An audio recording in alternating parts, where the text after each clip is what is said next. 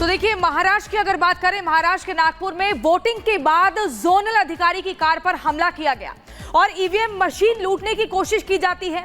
इस हमले में कार बुरी तरह से क्षतिग्रस्त हो गई। वहीं पुलिस ने मौके पर पहुंचकर ईवीएम को लूटने की कोशिश को सिरे से नाकाम कर दिया। आखिर ये पूरा मामला क्या है, इस रिपोर्ट में देखिए।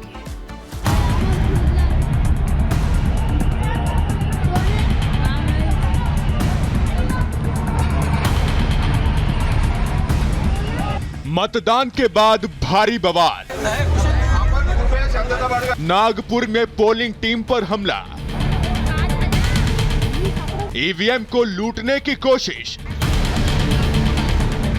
नागपुर में चुनाव संपन्न हो चुका था, लोग अपने मताधिकार का इस्तेमाल कर चुके थे और पोलिंग टीम ईवीएम मशीन को लेकर जा रही थी, लेकिन तभी उपद्रवियों की भीड़ वहां आ धमकी और पोलिंग टीम की कार को घेरने की कोशिश की गई। पत्थर बरसाए गए। बताया जा रहा है कि ये भीड़ ईवीएम को लूटने के लिए इकट्ठा हुई थी। नागपुर के मध्य नागपुर विधानसभा क्षेत्र में इस दौरान कुछ देर के लिए तनाव की स्थिति पैदा हो गई। हमला करने वाले लोगों की मंशा मशीन को लूटने की थी। उपद्रवियों ने मशीन को लूटने की पूरी कोशिश की। इस दौरान अधिकारियों के साथ हाथापाई भी की गई और गाड़ी पर पत्थर भी बरसाए गए। सूत्रों की माने तो ये कांग्रेसी कार्यकर्ता थे जो ईवीएम लूटकर चुनाव के परिणामों को प्रभावित करने की कोशिश में वहां पहुंचे थे। उपद्रवियों के इस हमले में ईवीएम को कोई नुकसान नहीं पहुंचा है। वैसे भी पुलिस की माने तो इस ईवीएम मशीन का वोटिंग में इस्तेमाल नहीं हुआ था। ये जरूरत पड़ने पर इस्तेमाल करने के लिए रखा गया था और ऐसी स्थिति ही नहीं बनी कि इस मशीन का इस्तेमाल किया जा सके। G9 ईवीएम है जो पोलिंग में यूज़ किया था, तो इसीलिए फिर वो लोग वहाँ पर इंक्वायर करने के लिए उनके पीछे पड़ गए। उसमें उनके हाथापाई हो गए और गाड़ी का नुकसान हो गया। वो रोकने की कर रहे थे गाड़ी को, बट वहाँ से जोनल ऑफिसर वो गाड़ी अपनी लेकर आ गए। उनके गाड़ी में जो ईवीएम था वो स्पेयर ईवीएम था, वो G9 नहीं था। जो G9 ईवीएम थे वो सारे के सारे पोलिंग स्टेशन में थे। हालात बिगड़ते देख क्षेत्र के लोगों ने तुरंत इसकी खबर पुलिस को दी। पुलिस ने मौके पर पहुंचकर अधिकारियों और ईवीएम को बचाया। उपद्रवी ये समझ बैठे थे कि ये वही मशीन है जिसमें वोट पड़े हैं, लेकिन उन्हें इस बात का जरा भी आभास नहीं था कि वो गलत कार पर हमला कर रहे हैं। संविधान की दुहाई देने वाले राजनीतिक दल के कार्यकर्ताओं की तरफ से की गई इस तरह की हरकत कथनी और करनी में फर्क को बताती है। वहीं पुलिस ने इस पूरे मामले को लेकर शिकायत दर्ज कर ली है और आरोपियों पर सख्त कार्रवाई की जाएगी।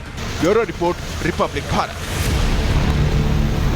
और चलिए अब बात करते हैं बाबा बागेश्वर की पदयात्रा की।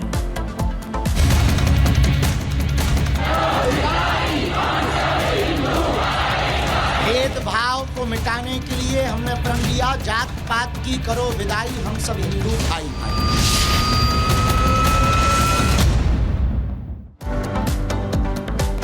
तो पदयात्रा के जरिए बाबा बागेश्वर हिंदुओं को एकजुट करने की कोशिश करेंगे। 9 दिनों तक ये पदयात्रा चलेगी। 160 किलोमीटर की पदयात्रा होगी।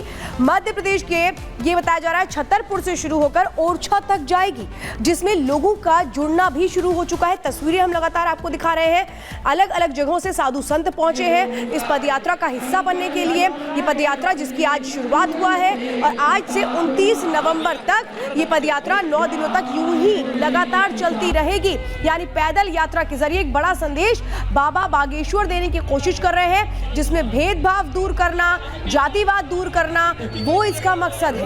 एक बड़ा संकल्प लिया गया है बाबा बागेश्वर की ओर से, हिंदुत्व का झंडा बुलंद करने का, सबको एक करने का, सनातन धर्म की विजय पताका फहराने का। और ये तस्वीरें आप देख रहे हैं, जिस तरह से वहां लोगों की मौजूदगी है, अंदाजा लगाया जा सकता है इस पदयात्रा को लेकर लोगों के मन में कितना विश्वास है। क्या कहा इस पदयात्रा को लेकर बाबा बागेश्वर ने, उनसे खास बातचीत की हमारी सहयोगी।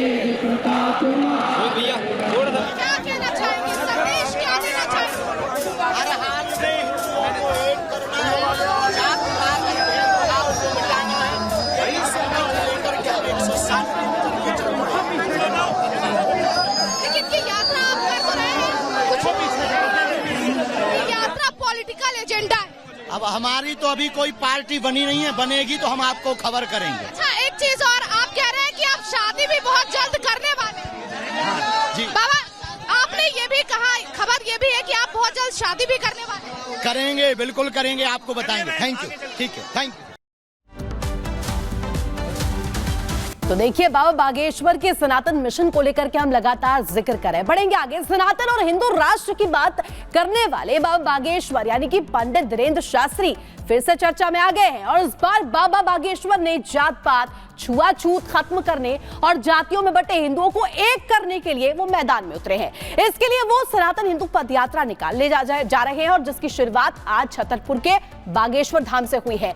9 दिनों तक चलने वाली इस पदयात्रा के लिए भक्तों में कितना उत्साह है वो हम आपको इस रिपोर्ट के जरिए दिखाते हैं।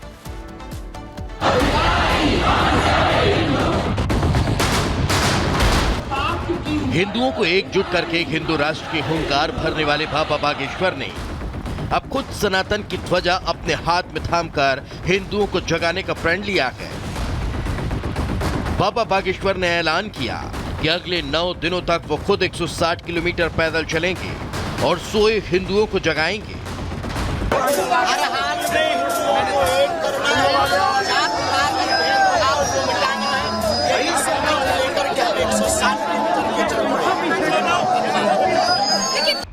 बाबा बागेश्वर का प्रण है कि जब तक हिंदू जाग नहीं जाता, जात पात के बंधनों से उबर नहीं पाता, तब तक वो न थकेंगे न हार मानेंगे और असंख्य सनातनियों को एकजुट करने के लिए लड़ते रहेंगे।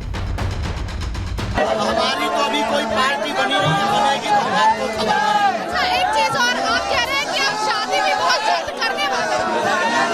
बाबा, आपने ये भी कहा, खबर ये भी है कि आप बहुत जल्द शादी भी करने वाले हैं। करेंगे, बिल्कुल करेंगे, आपको बताएंगे।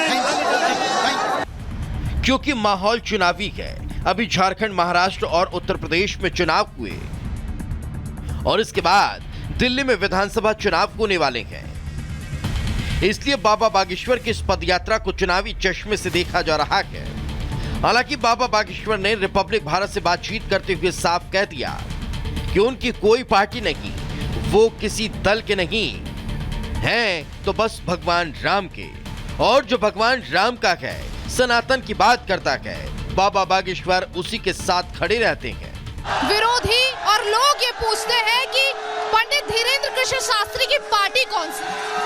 हम किसी भी पार्टी के पोषक नहीं है, हमें राजनीतियों के चक्करों में नहीं पड़ना है, न राजनीति के चक्कर में पड़ना है। हमारी कोई भी पार्टी नहीं है, बजरंगबली की पार्टी है।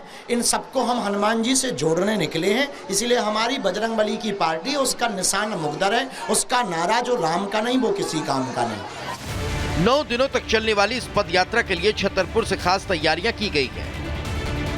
देश भर से हजारों सनातनी बागेश्वर धाम पहुंचे। इन लोगों के रुकने के लिए कतारी फार्मेसी कॉलेज में खास इंतजाम किए गए, जिसमें करीब 30,000 लोग रुक सकते हैं। तो वहीं बाबा की सुरक्षा के लिए 600 से ज्यादा जवानों की तैनाती की गई।